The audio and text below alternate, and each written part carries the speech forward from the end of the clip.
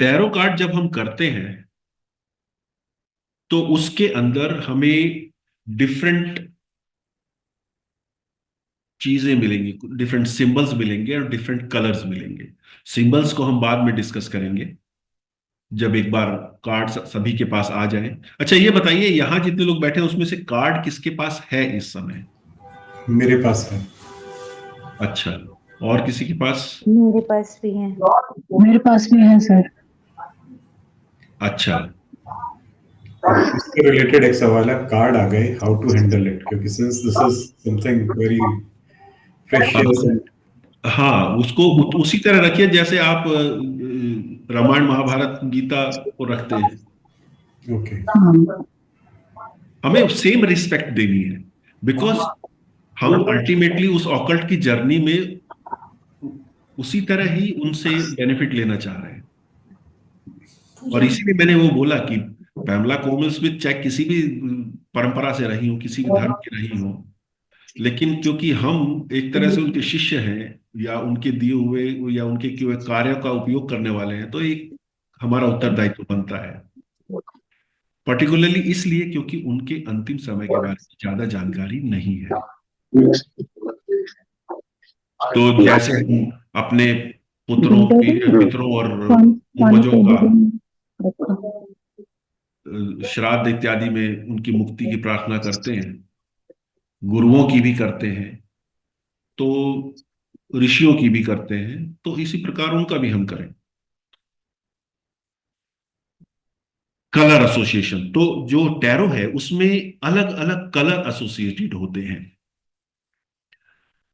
तो वो जो एसोसिएशन है वो क्या सिग्निफाई करती है? हर व्यक्ति का अपना एक आइडिया हो सकता है कि ये कलर उसे कैसा लगता है, उससे वो क्या फील करता है।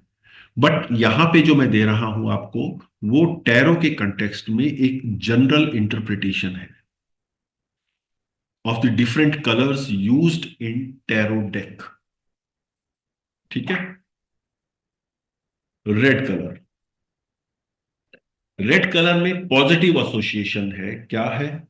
Energy, passion, vitality, excitement, stimulus, love, romance, deep emotional bond, power, strength, authority, ambition, determination. मेरे ख्याल में इसमें किसी को कोई डाउट तो है नहीं। हम रेड कलर का अगर पॉजिटिव पार्ट लेते हैं तो यही समझते हैं, और अगर नेगेटिव है तो danger, warning, stop signals, aggression, anger, hostility, rage, war, blood, violence and sacrifice. Sacrifice मतलब बलि, यहां पे वो त्याग नहीं है। दिस सेक्रीफाइस इज नॉट त्याग वाला सेक्रीफाइस, दिस इज अबाउट बलि, किलिंग। कल्चरल कंटेक्स्ट में अगर देखें, चाइना में red symbolizes luck, prosperity and happiness. Western cultures में it is link to passion और डेंजर। तो मेरे ख्याल में ये तो कुछ बहुत समझाने वाला नहीं है, पर हाँ, नोट करने वाला है। ये भी आपको मिल जाएगा, अब आप इसको नोट करने की जरूरत नहीं है, ये भी आपको मिल जाएगा। येलो कलर, पॉजिटिव एसोसिएशन क्या है? Happiness, optimism, sunshine, evokes cheerfulness, positivity, creativity, intelligence, mental stimulation, inspiration, youthfulness, vibrancy, energy. Yellow colour से हम पॉजिटिव यही लेते हैं। और नेगेटिव एसोसिएशन हुआ तो कावर्डिश, जेलसी, एंजाइटी। अब यहां पे आप लोगों को किसी को लग भी रहा होगा कि हम येलो से कावर्डिस या जेलसी या एंजाइटी कैसे रिलेट करेंगे या क्यों करेंगे। तो देखिए, जब हम रीडिंग करते हैं टैरो में, तो कई बार रिवर्स्ड कार्ड भी आता है, कार्ड उल्टा। जब कार्ड रिवर्स्ड आ गया आपके पास, तब जो येलो कलर है वो नेगेटिव एसोसिएशन पे चला जाएगा। कार्ड सीधा आया तो पॉजिटिव एसोसिएशन है। तो यानी कि जो नेगेटिव एसोसिएशन वाला एस्पेक्ट मैं यहां डिस्कस कर रहा हूं, ये तब वैलिड हो जाएगा जब कार्ड रिवर्स्ड है। तो फिर रेड पे भी ये एप्लीकेबल है। हाँ, वही नेगेटिव एसोसिएशन जितनी भी है वो हाँ। तब है जब आप रिवर्स्ड कार्ड यूज करेंगे। हाँ कोई, हाँ कविता जी। भैया जी मैं पूछ रही थी कि ये जो पीडीएफ है ये इंग्लिश में है पर ये हिंदी में भी मिल जाएंगे क्या?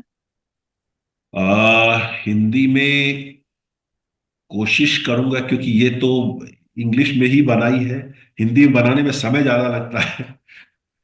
पर अच्छा। चलिए, देखता हूं क्या कर सकते हैं इसके बारे में। ठीक है ना? हाँ जी। सर ये जी। रिवर्स कैसे, मतलब आप कैसे बोल रहे हो रिवर्स, मतलब समझ में नहीं आया। मैं अभी कार्ड तो नहीं आपको दिखाऊंगा, पर मान लीजिए ये है। मोबाइल दिख रहा है? हाँ जी दिख रहा है। ठीक है। अब मान लीजिए मैंने शफल किया हुआ है इसको, और मैंने आज रात को इसको उल्टा रख दिया, यूं रख दिया। हाँ। अगले दिन हम्म। मैंने डेक उठाया और किसी ने क्वेरी की, ये कार्ड हम्म। इस तरह आ गया मेरे सामने। हम्म। तो ये रिवर्स्ड हो गया। एक्चुअली ये ऐसे होना चाहिए था। अच्छा। जब मैंने ऐसे लिया है कार्ड को, तो मीनिंग उलट जाएगा। ओके, तो मतलब मतलब जो ऐसे हम रहा, सफल सीधा कर रहा, रहे तो हैं उसको। पॉजिटिव एसोसिएशन आएगी। ओके। और अगर ऐसे कर दिया तो नेगेटिव एसोसिएशन आ जाएगी, वैलिड हो जाएगी। समझ, तो इसका मतलब ये है कि जो हम कार्ड रख रहे हैं पहले सब, मतलब कोई हाँ बंदा पर्सन आता है तो हाँ उससे पहले मेरे पास जो कार्ड है मैं उसको ऑर्गेनाइज नहीं कर रहा, मतलब वो जैसे हैं उसी आप में से नेचर सफल पे छोड़ करके दे मैं रहे हो, निकालूंगा। हाँ नेचर पे छोड़ दे रहे हो, एग्जैक्टली। उसी कार्ड में से उल्टा सफल हुआ है करके तो मैं उल्टा सही, निकालूंगा, तो सीधा है तो जो आया सीधा। आया। हाँ, ठीक है ठीक है ठीक उसका है। जो कार्ड निकला वो उसका निकला। वो उसका वो भाग्य है। उसका भाग्य है, बिल्कुल। प्रकृति आपको वही कहना चाह रही है। ठीक है, क्योंकि फिर नहीं ठीक तो है, अगर मैं पहले से सजा के रख दूंगा तो फिर नेगेटिव वो तो पॉजिटिव सभी सीधे निकलेंगे। सभी सीधे निकलेंगे तो। हाँ, मतलब उसमें भी नेचर का तरीका है। Nature will still tell you the intent what it wants to do. Hmm. आपको, आपके सामने, आपके हाथ से नेगेटिव कार्ड ही निकलेगा। समझ अगर गया मैं। सीधा भी रहेगा तो नेगेटिव, सीधे में भी नेगेटिव कार्ड निकलते हैं। अब जैसे हाँ ये मतलब नया वो डेक तो हमारे पास आया है, इसमें तो सारे सीधे ही कार्ड होंगे। अभी तो सीधे लगे हैं। हाँ, सारे पर क्या सीधे होता है कार्ड। शफलिंग करते समय, उसके बाद आपने तो जैसे कार्ड किसी की रीडिंग करी, उसके बाद जब जब वो आपने, यूज करोगे तो फिर वो उतना सिंक्रोनाइज नहीं रह पाएंगे ना, वो तो फिर हाँ हाँ ऊपर नीचे रह जाते हैं। हाँ, मतलब तो कोई आएगा, आपको, मान लो मेरे पास कोई आया, मैंने कार्ड सफल करके दिखाए, तो फिर मैं हाँ वापस उसको उसी अरेंजमेंट में थोड़ा ना लगाऊंगा, वो जैसे हैं मैं वैसे लगाऊंगा। हाँ हाँ जी राज जी। सर मेरे पास कार्ड थे, मैंने तो कार्ड छुए, मेरे के धड़कन बढ़ गई। ऐसे क्यों? गर्दन मुड़ गई? धड़कन बढ़ गई। क्यों? पता नहीं सर क्यों। कार्ड्स अभी आए हैं? नहीं पहले थे मेरे पास, मैंने जैसे इनको हाथ लेके मैंने देखा इनको, तो उससे कह रही हूँ मैं रेड कलर ढूंढ रही थी। नहीं नहीं नहीं, अभी अभी ढूंढना मत शुरू करूंगा। नहीं पहले मेरे को समझ में नहीं आ रहा था कि ये जो नहीं येलो नहीं गोल गोल बना है हमें ये देखना है क्या, हमें फिर मेरे को नहीं, समझ में गोल आया तो कि मैंने कार्ड कलर का कलर कलर। कलर को हाँ, सिग्निफाई किया इसमें, गोल के फिर अंदर तो मेरे मैं को कलर समझ में दिखा आया रहा कि हूँ। वो कार्ड का पूरा कलर देखना है। पहले पता नहीं नहीं था नहीं ना नहीं अलग अलग कलर है। नहीं नहीं, मैं आपको भी एक एग्जांपल भी बताऊंगा, अभी बताऊंगा एक जी एग्जांपल। जी जी जी। हाँ, अभी एक बार सारे कलर्स डिस्कस कर लें। जी।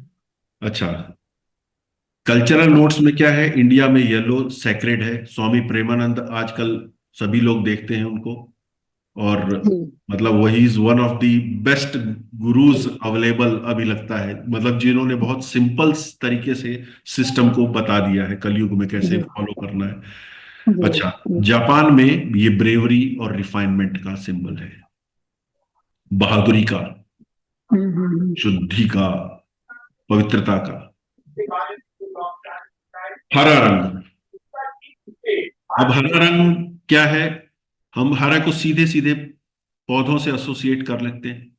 तो क्या हो गया? प्रकृति है, उपज है, ग्रोथ है, बढ़वार है, रिन्यूअल, फ्रेशनेस, ताजगी है, अबंडेंस, प्रचुर मात्रा में होना है, बैलेंस है, संतुलन, harmony,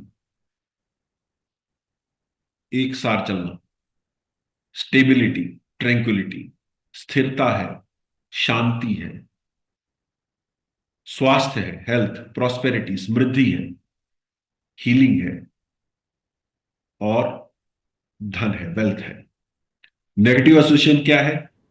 jealousy and envy, green with envy, ये इंग्लिश एक्सप्रेशन है। आप लोगों में से मतलब जो ये 50 की आयु वर्ग के लोग हैं, ओनिडा की एडवर्टाइजमेंट आया करती थी टीवी पे, ओनिडा टीवी की, किनको किसको याद है?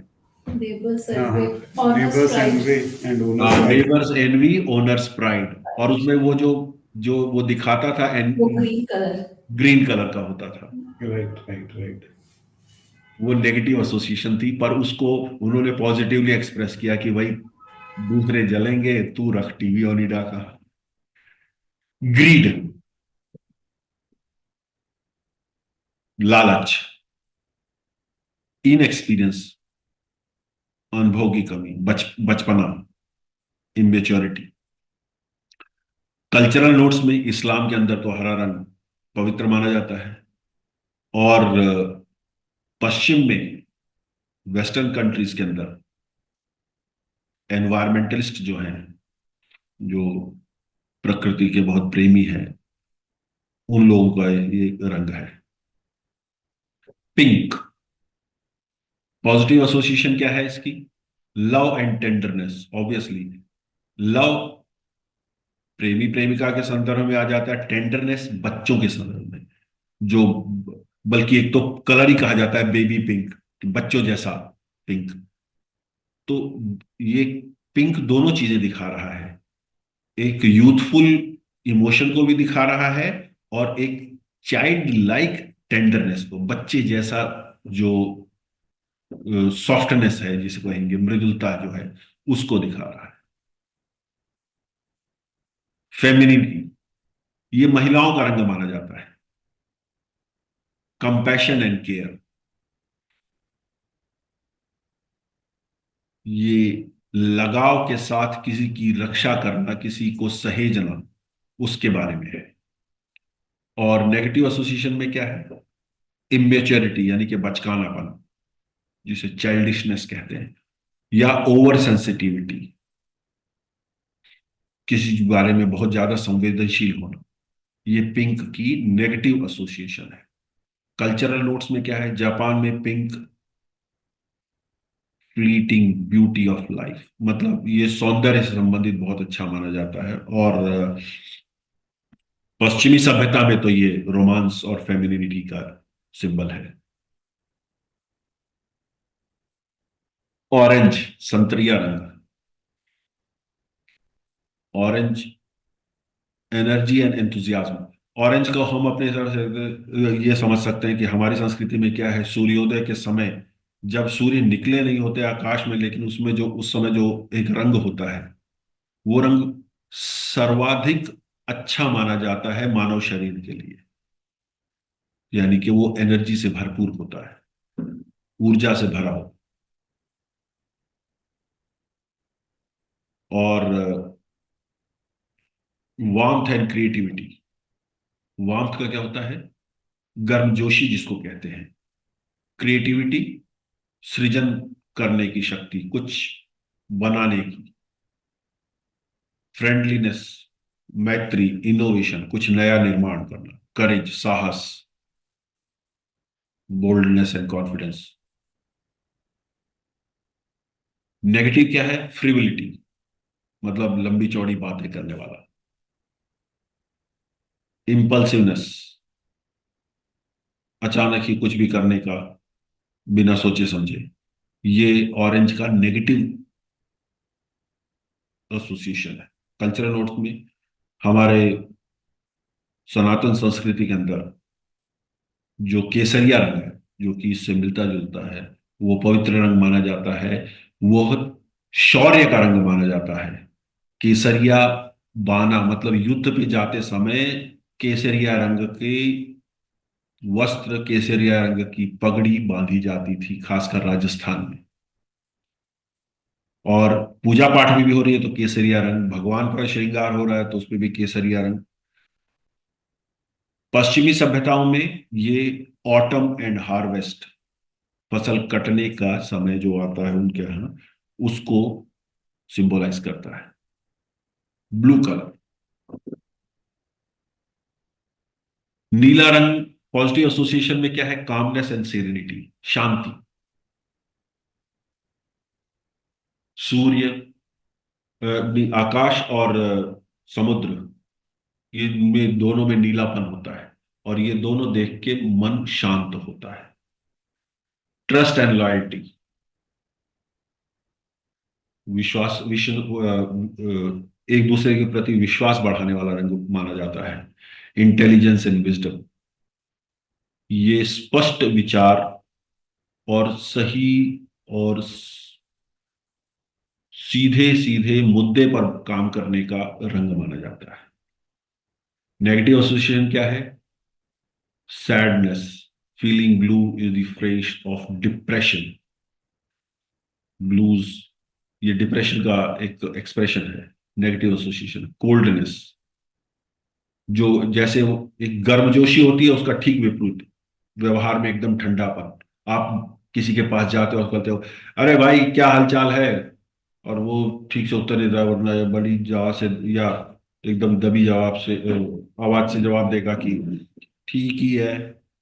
मतलब आपके सारे जो एंथुसियाज्म है उस पे पानी फेर देना। कल्चरल नोट्स में, in many culture blue represent spirituality and heaven.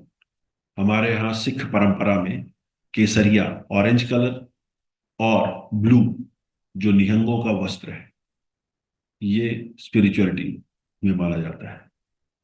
और जो ये इस्लामिक पीर पैगम पीरों की मजारें जो बन रही होती हैं, वहां पे भी नीला रंग बहुतायत इस्तेमाल होता है। और जो जुडाइज्म है, आप देखिए इजराइल का जो नेशनल फ्लैग है उसमें रंग नीला ही है, हालांकि उसके अंदर शक्ति यंत्र भी बना हुआ है दुर्गा जी का। तो नीला वहां पे अच्छा माना जाता है। पर्पल, बैंगनी, ये रॉयल्टी और लग्जरी, राजसी रंग माना जाता है।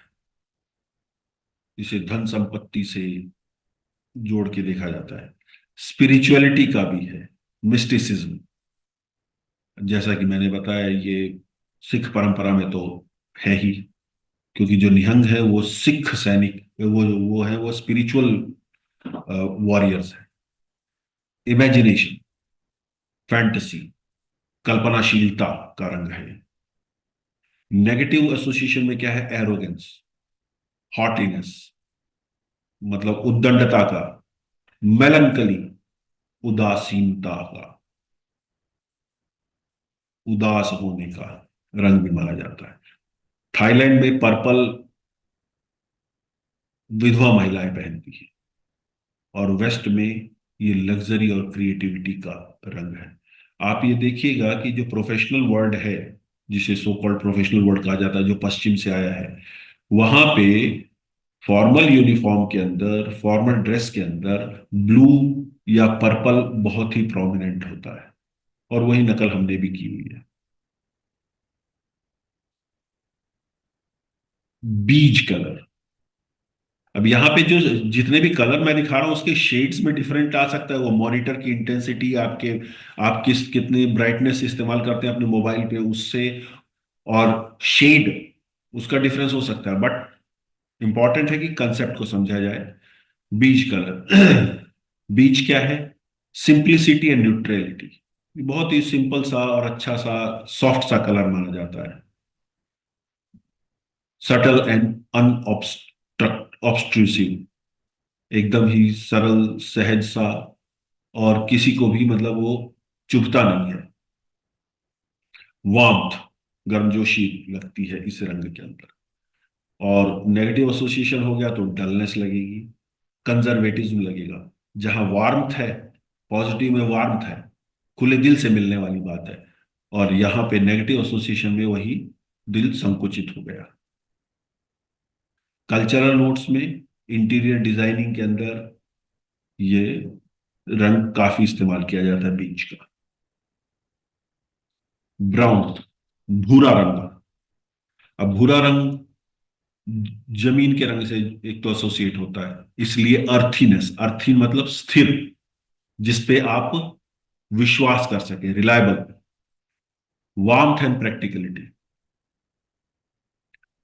अब जो रिलायबल है तो उसके अंदर गर्मजोशी भी होगा और प्रैक्टिकल भी होगा, व्यवहारिक होगा वो। उस पे आप निर्भर कर सकते हैं, डिपेंडेबिलिटी होगी। और नेगेटिव एसोसिएशन में क्या हो गया? Boredom, can feel monotonous. मतलब एक रंग, ऐसा रंग जिसको देख के बहुत ही उदासी सी महसूस हो। मडीनेस, मतलब क्या कि मडीनेस क्या होता है कि जब पानी के अंदर, जब मिट्टी बहुत ज्यादा घुली होती है तो दिखता नहीं है तालाब के अंदर कि अंदर नीचे क्या है। तो वो जो मडीनेस ऑफ इमोशन है, वो जो गंदलापन है पानी का, जिसकी वजह से हम साफ साफ नहीं देख पाते तालाब के अंदर, उस तरह की जो मानसिक अवस्था होती है, उसको भी ब्राउन कलर सिंबलाइज करता है, अगर एसोसिएशन नेगेटिव है तो। कल्चरल कंटेक्स्ट में अगर देखें तो पश्चिम में ये सिंप्लिसिटी और नेचुरल लिविंग, सरल और स्वाभाविक प्राकृतिक जीवन को सिंबलाइज कर रहा है, सिग्निफाई कर रहा है। ग्रे कलर,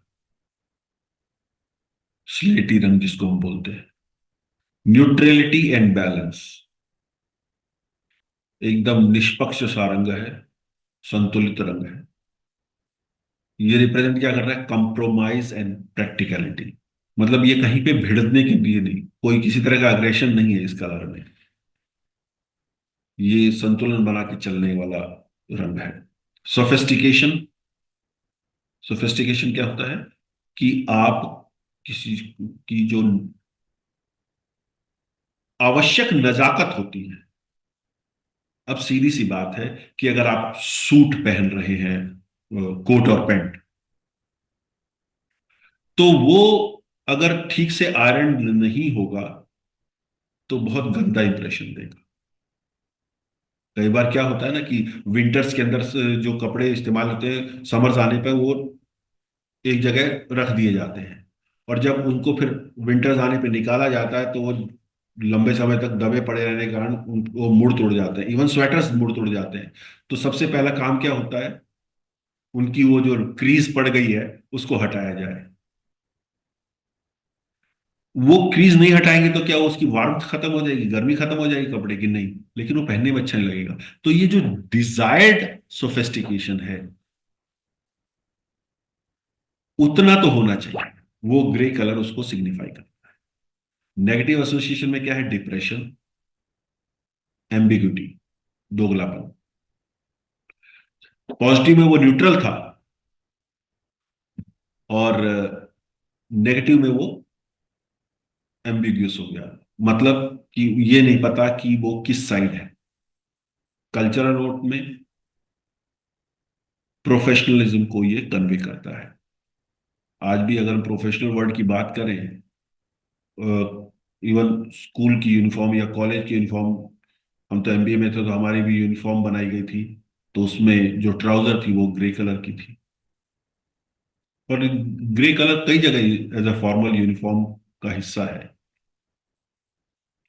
व्हाइट कलर बहुत सिंपल है। व्हाइट क्या है? प्योर है, शुद्ध है, इनोसेंट है, सरल है, कोई लाग लपेट नहीं है, आरंभ है, सफाई है, शांति है, एक व्यवस्था है। क्यों? क्योंकि उस पर कोई दाग नहीं है।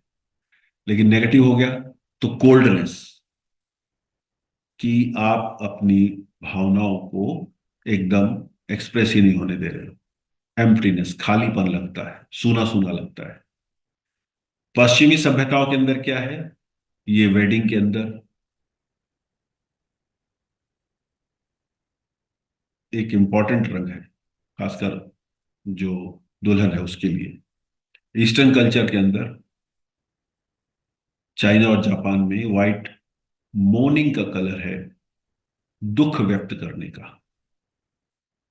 चीन और जापान में ब्लैक कलर, काला रंग। अब काला रंग शनिदेव का है। आप इस तरह भी एसोसिएट कर सकते हैं अपनी रीडिंग में, ये ध्यान रखिएगा।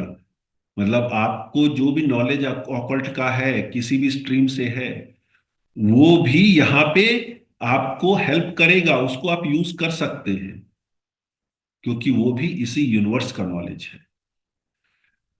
तो ये एलिगेंस एंड सोफिस्टिकेशन जो व्हाइट के बारे में है, वो इसके बारे में भी कहा जा सकता है कि ये भी फॉर्मेलिटी है, पावर है, मिस्ट्री है, रहस्य होता है, शक्ति है। नेगेटिव में क्या है? Death and morning, fear and evil, भय है, कुछ नकारात्मक है। कल्चरल नोट्स में, वेस्टर्न कल्चर में ये मॉर्निंग का कलर है, दुख व्यक्त करने का। और अफ्रीकन ट्रेडिशन में ये मेच्योरिटी और स्ट्रेंथ का, यानी कि पूर्ण रूप से विकसित और शक्तिशाली होने का या शक्तिवान होने का रंग माना जाता है अफ्रीकन ट्रेडिशन के अंदर। तो ये थे कलर एसोसिएशंस। कलर एसोसिएशन मेरे ख्याल में कोई कोई प्रश्न तो नहीं होगा। अब जो मैं प्रैक्टिकल कह रहा था, बहुत क्विकली एक प्रैक्टिकल करते हैं। मैं पिक कर रहा हूं जो मेरे पास टैरो है, कार्ड है, और क्या आप लोग ये देख पा रहे हैं क्या तस्वीर है? एनीबडी? सन बना हुआ सर। सन है। सन है इसमें सन। कोई दो कलर आप बताइए क्या है? एक तो रेड है, एक येलो है, एक ब्लू है। ऐसे दो ये कलर बताने ना। सर एक ब्लू वाइट ब्राउन भी दिख रहा है। नहीं, दो बताने हैं ना। हाँ, कुछ येलो। ब्राउनिश लग रहा है, पर हाँ ठीक है। पीला और केसरी लग रहा है। येलो। अब आप सन की, अब जब एक्चुअली कार्ड आपके सामने yellow. Yellow. Black yellow blue है। येलो की, अब येलो की इसमें पॉजिटिव सिग्निफिकेशन लेंगे कि नेगेटिव? सर, येलो ज्यादा है तो पॉजिटिव लेंगे। पॉजिटिव। और वैसे भी सन है ना, सन। सन है ना, यस। जो कि पूरे यूनिवर्स को या पूरे कम से कम इस गैलेक्सी को या हमारे सोलर सिस्टम को तो वो एनर्जी दे रहा है ना, जी। तो वो नेगेटिव तो हो नहीं सकता। नहीं। हैड इट बीन रिवर्स्ड, ये लीजिए, ये हो गया रिवर्स्ड कार्ड। ओह। अब आप नेगेटिव सिग्निफिकेशन यूज करेंगे। तो वाइट ज्यादा है इसमें। अब समझ में आ गया जी। कब कौन सा कलर किस तरह हमें एसोसिएट करना है रीडिंग के समय। बट इस दिस केस जो रेड ऊपर आया है that becomes more significant. पहली बात तो रिवर्स हो गया, तो हम हर कलर की नेगेटिव सिग्निफिकेशन पकड़ सकते हैं, सीधी सी बात। ओके, अगर वो रिवर्स जो हो कलर गया है तो उसकी फिर हमें मतलब कार्ड में कोई भी कलर पकड़ लें हम। आप उसका नेगेटिव। सारे कलर हैं तो सारों की एसोसिएशन लोगे, या जिसपे आपके Okay, अटेंशन जाए वो ले लो। या हाँ, ऐसे भी जैसे होता कि है रेड सर ऊपर कि हो बस गया तो basically red can also become more positive, right? पर सर जैसे रिवर्स हुआ है तो हाँ, अगर रिवर्स में कोई एक कलर ज्यादा आ गया है तो वो ज्यादा नेगेटिव। नहीं नहीं नहीं, ज्यादा या कम की बात ही नहीं। आप अभी केवल ओके। इस पे स्टिक करिए कि ये कलर हैं। जी। अब इनसे अगर मैं ये कार्ड मेरा सीधा पड़ रहा है, जी। तो मैं इसकी सारी पॉजिटिव सिग्निफिकेशन को उस कंटेक्स्ट में डिकोड करने के लिए यूज करूंगा। जी। अगर ये रिवर्स्ड हो गया तो नेगेटिव सिग्निफिकेशन को उस कंटेक्स्ट में यूज करूंगा। मैं सिर्फ कलर की बात कर रहा हूं, क्वांटम ऑफ कलर तो छोड़ दीजिए अभी, जी। समझिए ना। तो अगर अब मतलब कोई व्यक्ति आपके पास आता है और ये सन निकलता है, सीधा। तो जी आप, और वो पूछता है कि भाई क्या मेरा प्रमोशन होने वाला है? होने वाला है। Yes. ऑब्वियसली होगा, क्योंकि सन आ पॉजिटिव। गया। पहली बात तो वो अपने आप में पॉजिटिव। एक इंडिकेशन है। उसके बाद आप रेड की ले लीजिए, येलो की ले लीजिए। सन जो बना हुआ है, सन जी पर्टिकुलरली जो सन बना हुआ है, अब ये देखिए ना, सन जो बना जी हुआ है वो येलो है। जी आप सन के साथ येलो की सिग्निफिकेशन ही पकड़ लीजिए, बहुत है। राइजिंग जी सन, ग्रोथ। जी फिर ग्रोथ, फिर डिजिटल अगर ग्रोथ। थोड़ा सा और क्लोजली देखें तो जो बच्चा बैठा हुआ है ना, ही इज हैप्पी। जी हैप्पी, बहुत हैप्पी दिख रहा है वो। तो और वाइट हैप्पीनेस घोड़े, है, तो इसका मतलब वाइट, पॉजिटिव है। तो सर वो वाइट घोड़े पे भी है तो उसका भी साइन पॉजिटिव हुआ। एक्चुअली व्हाइट आपको दिख रहा है, but it is grey. Okay sir. It is grey. But horse पे है तो सर फिर हॉर्स पे तो उड़ान ही भरेगा ना, अच्छा होगा। वही वही वही हो गया ना। जी लेकिन क्या है, अगर ये नेगेटिव आ रहा है तो इसका मतलब क्या है कि आप उड़ान बैठ के लिए घोड़े पे बैठ गए हो, लेकिन फिर जाओगे। आपका रास्ता किसी ने रोक लिया। जी मुंह के बल गिरेंगे। वाइट कलर आ बिल्कुल रही है। कह सकते हैं। ठीक है ना? जी तो अब नेक्स्ट क्लास में कुछ और डिस्कस करेंगे, और तब तक उम्मीद करेंगे कि सबके कार्ड्स आ जाएं। Then we will take up each uh, card individually. मेरा एक क्वेश्चन है भैया जी जी। कि जैसे हम ये सीख रहे हैं या हम इसको करेंगे, इसके बारे में जानेंगे समझेंगे और इसकी रीडिंग करेंगे, तो इसमें मैंने ऐसा सुना है कि मेरे मेरे मुझे इसका नॉलेज बिल्कुल भी नहीं था इसके पहले। बस पता था कि टेरो कार्ड, तो इसमें मैंने ये सुना है कि ये ऊर्जाओं का खेल है, ऊर्जाओं का पूरा एनर्जी, और हमें बिना साधना के हम। किसी का बैकग्राउंड में आवाज आ रहा है, वो आपकी आवाज उससे वो हो रही है। खैर, बट बोलिए आप क्या कह रहे थे? क्या कि एनर्जीज का? एनर्जीज का है पूरा इसमें खेल, तो इसमें जो हम टेरो कार्ड रीडिंग रीडर को अपनी ऊर्जाओं को मतलब साधना के माध्यम से बढ़ा के रखना चाहिए, और जरूरी भी है कि भाई हम किसी को इसमें ऊर्जा देते हैं अपनी, तो हम अ, जब तक हम में उतना पावर नहीं आता है उसको एक्सप्लेन करने का, तब तक हमारी ऊर्जाएं बढ़ी हुई ना हो, तो हमको साधना इसमें मुख्य रूप से करना बहुत आवश्यक है, ऐसा मैंने सुना है। आप जो कह रही हैं वो बिल्कुल सही है, लेकिन ये केवल टैरो के लिए ही नहीं, हाँ किसी भी ऑकल्ट के लिए, अलौकिक जो चीज भी अलौकिक है, जो नहीं दिखती है, और उस फील्ड में हम हैं, चाहे वो ज्योतिष है, पामिस्ट्री है, न्यूमरोलॉजी है, कुछ भी है, हर एक में आपको अपनी ऊर्जा का स्तर बढ़ाना ही पड़ेगा, क्योंकि ये डिविनिटी से रिलेटेड चीजें हैं सभी। आप समझे? बिल्कुल। जी जी। इसलिए आपको डिविनिटी से कनेक्टेड रहना जरूरी है। और जैसे और जितना अधिक आप डिविनिटी से कनेक्टेड रहेंगे, उतना बेटर आप डिकोड कर पाएंगे। चाहे वो ज्योतिष की कुंडली में कुंडली हो, चाहे न्यूमरोलॉजी में लोशो ग्रिड है, चाहे पामिस्ट्री में हाथ की रेखाएं हैं, जितना बेटर कनेक्टेड आप डिविनिटी से रहेंगे, और उसका रास्ता यही है, और उसका नियम भी यही है कि जो दैवज्ञ होता है, जो ज्योतिषी होता है, या जो ये रीडर है, या जो हीलर है, क्योंकि उसे बहुत लोगों को अपनी ऊर्जाओं से सही करना होता है या मार्गदर्शन देना होता है, तो उसकी अपनी ऊर्जाएं तो अधिक होनी ही चाहिए। एक पहलवान जो है, उसको कितनी कुश्ती करनी पड़ेगी मालूम नहीं, कितने राउंड खेलना पड़ेगा मालूम नहीं, इसलिए उसको तो अपनी डाइट का नियमित, अपनी कसरत का नियमित ध्यान रखना ही पड़ेगा, और औरों से ज्यादा ही करनी पड़ेगी। आप समझे? तो ये केवल और केवल टैरो से संबंधित नहीं है। और दूसरी चीज, मैंने शुरू में शायद, तब आपने शायद कनेक्ट नहीं किया था, मैंने यही बोला था कि जो भी हमारे आराध्य देव हैं, जो भी इष्ट देव हैं, जिनकी भी हम रोजाना पूजा करते हैं, हम उन्हीं की पूजा करें।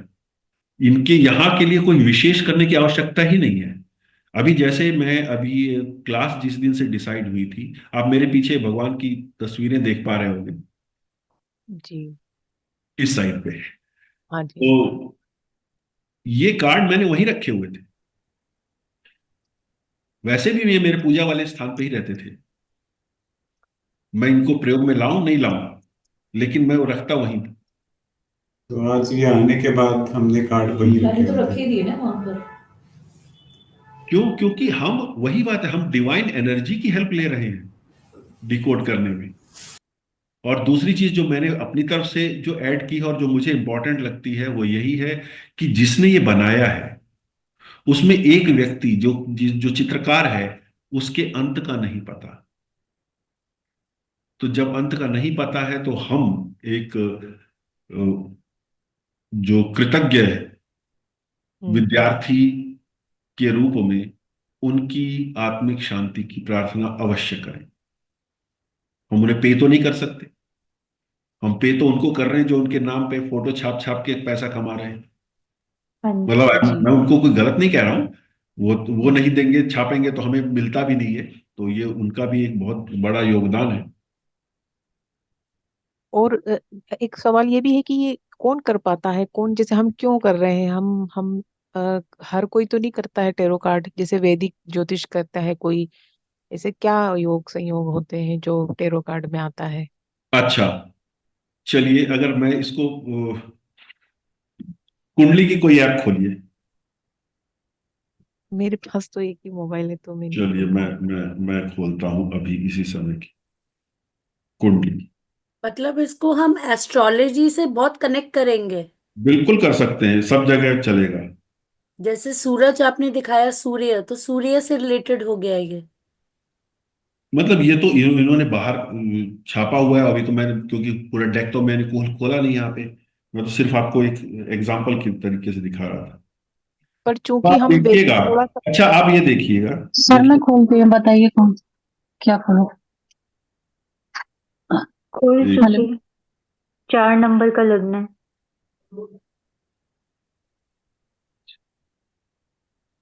4 नंबर का, 1 मिनट रुकिए। एक बहुत स्ट्रेंज ऑब्जर्वेशन मेरी थी, मेरे कार्ड्स अभी अभी पहुंचे थे हाँ, और जब मैंने उनको खोला तो उनके अंदर एक बहुत अलग सी खुशबू सी आई, मतलब मुझे बहुत बहुत ग्रेट, प्लेजेंट थी वो। ग्रेट। मतलब अब देखिए, हम्म। 9th हाउस क्या है? हायर स्टडी का है। जी। हाँ जी। वहां पे राहु और मून दोनों बैठे हैं। हम्म। मून को छोड़ दीजिए 1 मिनट के लिए। Rahu being in the 9th house, 9th house में राहु का होना मतलब क्या, कि कुछ न कुछ, जो मैं कह रहा था कि हमें एज अ ग्रेटिट्यूड कुछ करना चाहिए, पैतृक कनेक्शन है। ठीक है। ये कहीं आवाज आ रही है, अपने को म्यूट कर लीजिए जिसके यहां से भी आवाज आ रही है।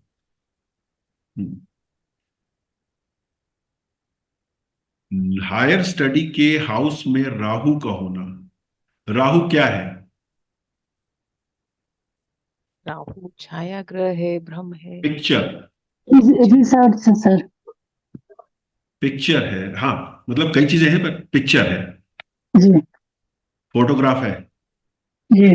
हम इस समय प्योरली राहु की स्टडी कर रहे हैं। अब आप देखिएगा सब लोग अपने अपने बर्थ चार्ट के अंदर, क्या राहु जुपिटर से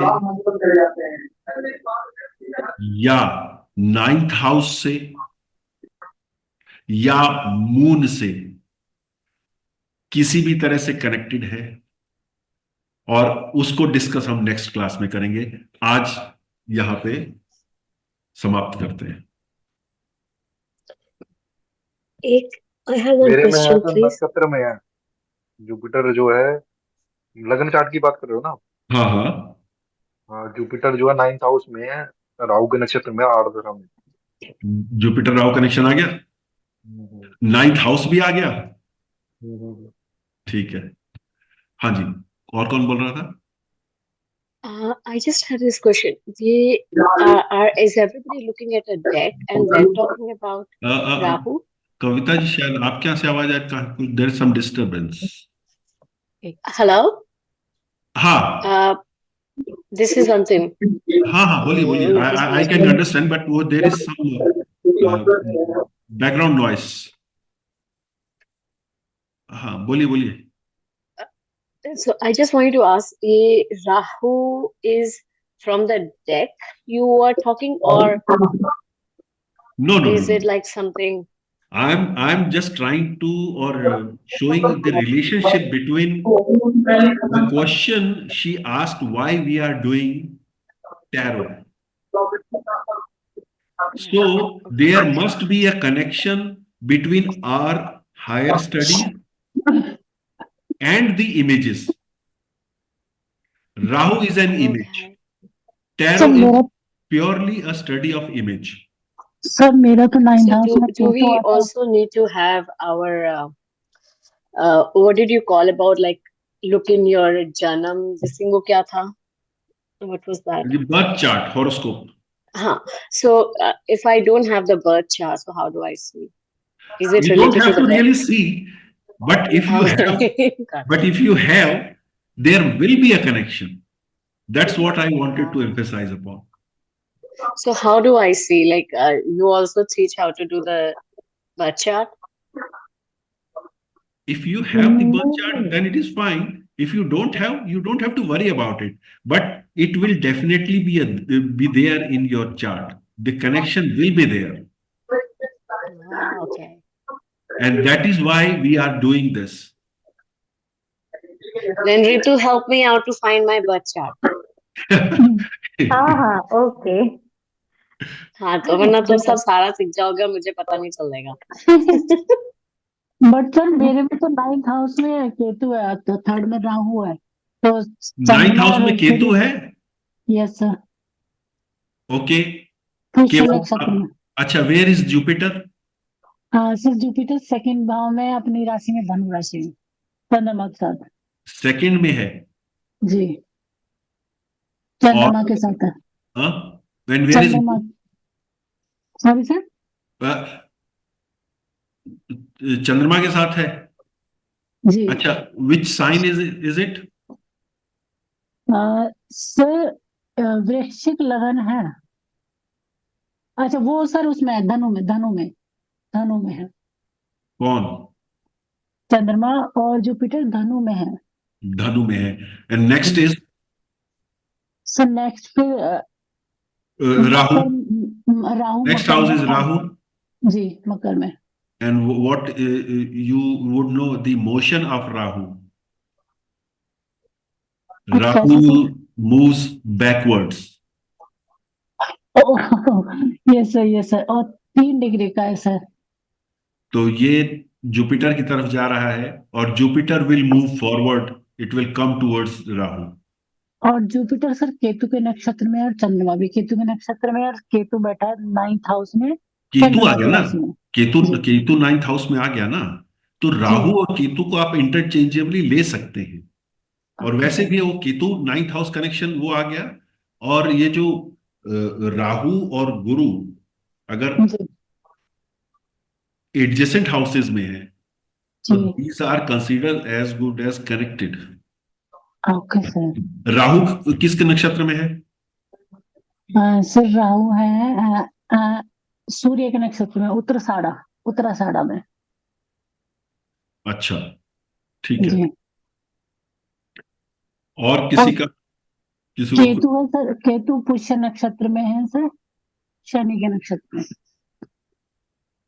और शनि कहाँ बैठा है? सर शनि 7th हाउस में है, रोहिणी नक्षत्र में। ओके, चंद्रमा के में। तो Saturn is making 3rd aspect to Ketu. पर सर मुझे इंट्यूशनल तो बहुत होती है। इंट्यूशन बहुत होती है जी, और पूरी भी तो होती है। वो तो केतु इंट्यूशन ही है ना।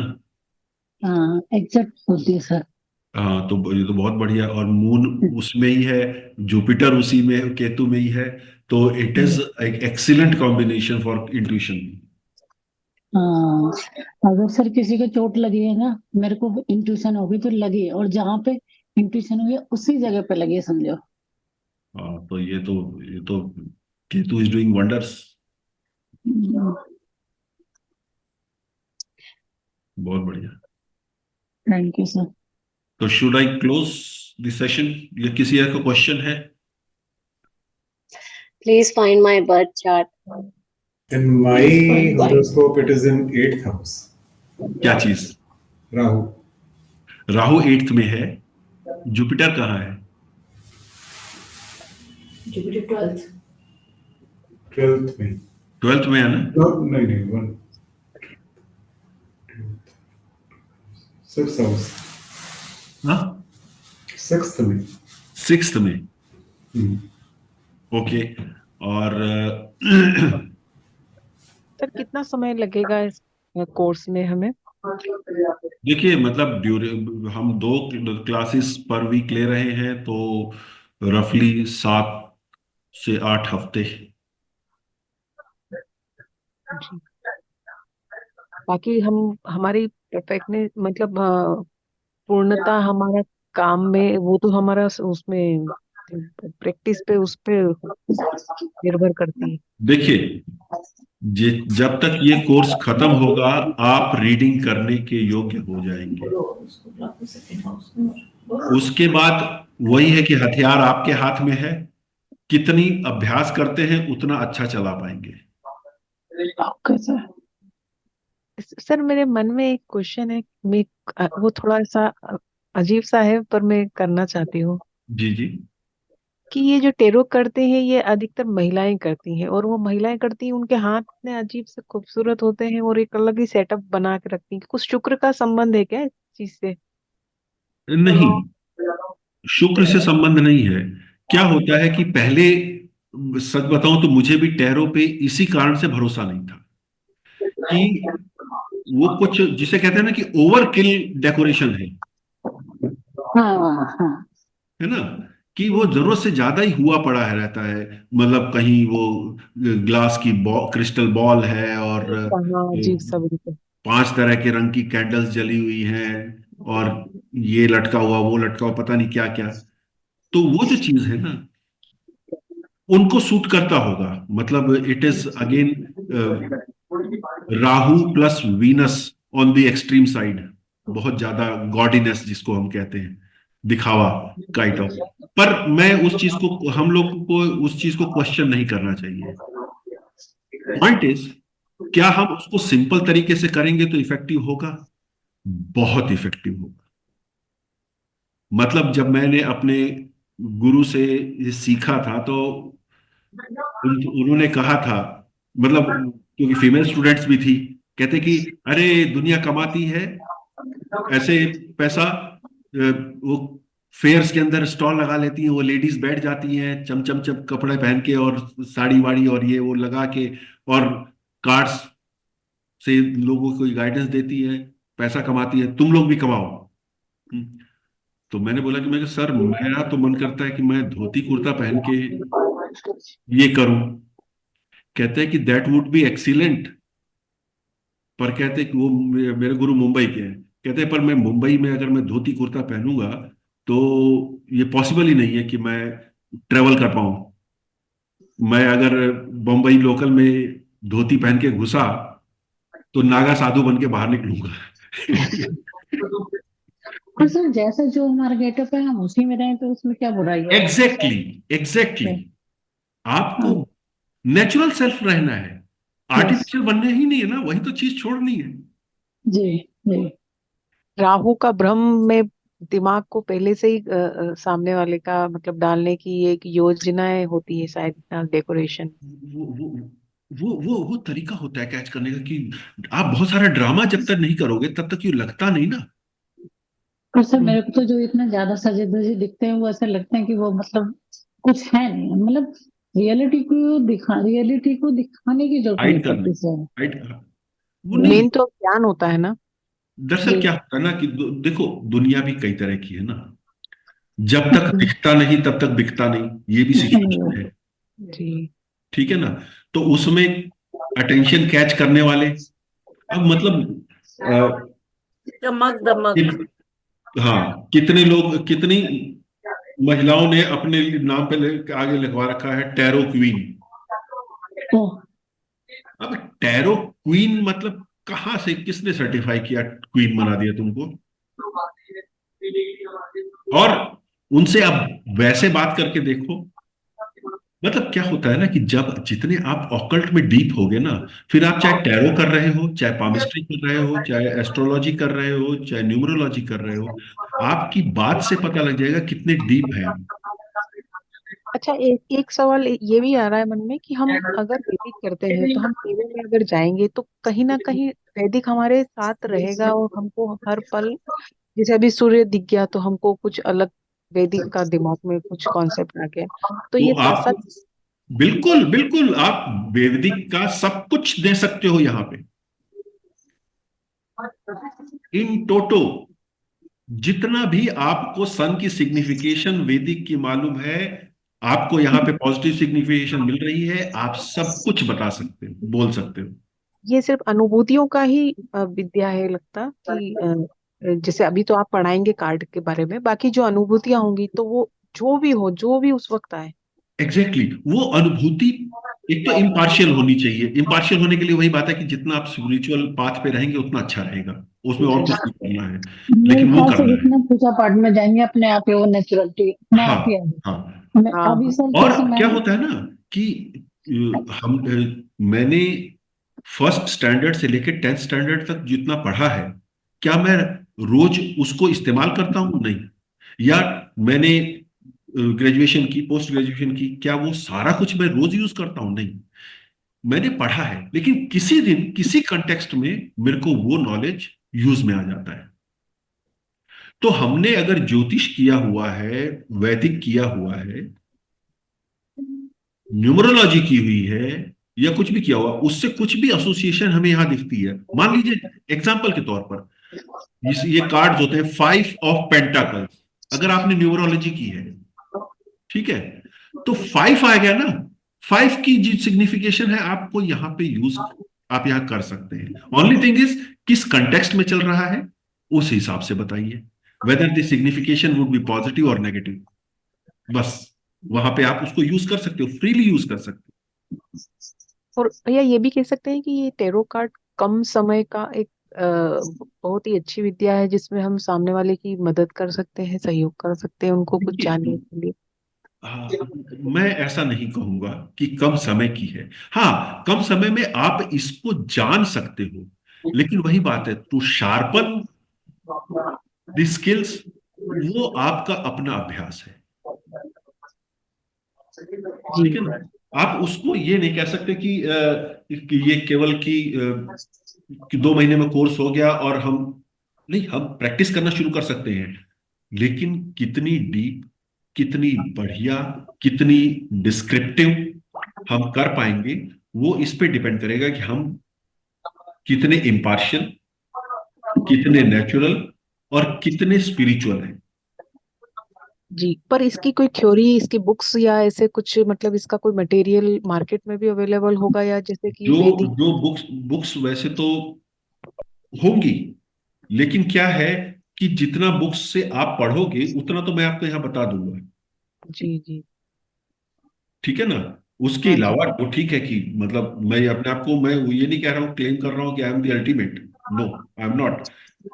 Point is that what is actually required for us to start or practice or use this science, all will be made available to you. मेरे ख्याल से फर्स्ट पार्ट प्रैक्टिस और सेकंड पार्ट आपका ये ध्यान मेडिटेशन और आपका आराध्या की पूजा। जी बिल्कुल दीदी, ठीक है। क्योंकि मैंने ये पूरी तरह से एक्सपीरियंस किया हुआ है, ये होता है सही। यही है, यही ये सत्य है। जी। और कोई प्रश्न, या आज की सभा समाप्त की जाए? एक करेक्शन थी मेरे चार्ट में, मैंने एक्चुअली दूसरा चार्ट खोल लिया था। हाँ मेरा सेकंड हाउस में राहु है, हाँ। ठीक है, और सिक्स हाउस में जुपिटर है। 6th में जुपिटर है और सेकंड में राहु है। हाँ, तो 5-9 कनेक्शन बन गया ना राहु और जुपिटर का आपस में। तो सर थोड़ा मीठा बोला करो आप भैया, हाँ, भैया को थोड़ा मीठा बोलना पड़ेगा। मुझे नहीं नहीं, सर, भाई जिन्होंने क्वेश्चन किया ना। वो राहु अच्छे नक्षत्र में होगा तो भैया अच्छे ही बोलते होंगे वैसे। हाँ नहीं हो नहीं, सकता है। ये अच्छा बोलते हैं, बहुत अच्छा बोलते हैं, हाँ तो बहुत सरल नक्षत्र व्यक्ति है ये। राहु बहुत अच्छे इनका अच्छे नक्षत्र। का नाम मतलब ये इनका नाम जो है ना, विमल। हाँ सर, अच्छे का मतलब ये कभी कभी ज्यादा ही खराब बोल देते होंगे भैया। पर इनकी सामने वाला। प्रिडिक्शन, दीदी इनकी प्रिडिक्शन बहुत अच्छी होती होगी अगर इनका नक्षत्र हाँ। अच्छा है, राशि स्वामी अच्छी राशि अच्छे भाव में बैठा है तो इनकी हम्म। प्रिडिक्शन बहुत अच्छी, और ये सामने वाले को कन्विंस मतलब पूरा उनके भीतर घुस के और उनका मतलब लेना भी, ले भी सकते हैं विमल और जी, फिर आपकी उनको आपका चार्ट एनालिसिस हो रहा है। भैया अपना आप पैसा वैसा संभाल के रखे, अपने हाथों से किसी को दे भी देंगे, जाओ तुम मौत करो। नहीं करते। अच्छी बात है, बहुत अच्छी बात है। फिर कहीं ना कहीं गुरु सपोर्ट कर रहा होगा तो नहीं करते होंगे। हाँ, कहा तो रहा हूँ, गुरु और राहु का आपस में दृष्टि संबंध बन रहा है ना, 5-9। हाँ हाँ, इसलिए नहीं करते होंगे सर, नहीं तो अपने हाथों से दे देते सबको। भैया मेरा एक क्वेश्चन है कि चलो राहु केतु दीदी के एक नवम भाव में बताया, पर अगर किसी की कुंडली में बहुत सारी चीजें चलित में चल जाती, भाव चलित में, तो वो हाँ, चीजें कमजोर पड़ जाता है तो। फिर वो ज्योतिष थोड़ा अलग विषय हो जाएगा, पर देखिए वो चीज तो स्वाभाविक सी होती है, मतलब कमजोर नहीं होता है वो, एक्चुअली वो एक नया कॉम्बिनेशन बन गया। हम्म। वो एक नया नहीं तो कॉम्बिनेशन किसी बन गया। को तो अब वो सामने नहीं आती कॉम्बिनेशन है। जरूरी नहीं कि वो नकारात्मक हो, मतलब हमें यहाँ पे दिख रहा है वहां पे नहीं दिख रहा होगा। ये चलित का कॉम्बिनेशन तो सर हमें भी समझ में नहीं आता। हाँ चलित चलित में देखिए देखिए मैं बताता हूँ। जो जी चलित है वो अपने आप में एक सेपरेट सब्जेक्ट है। जी। जो वही वही मैं बता रहा हूँ कि ना, वर्क चार्ट वो अपने आप में एक बहुत ही एक्सपैंड की हुई फील्ड है। हम्म।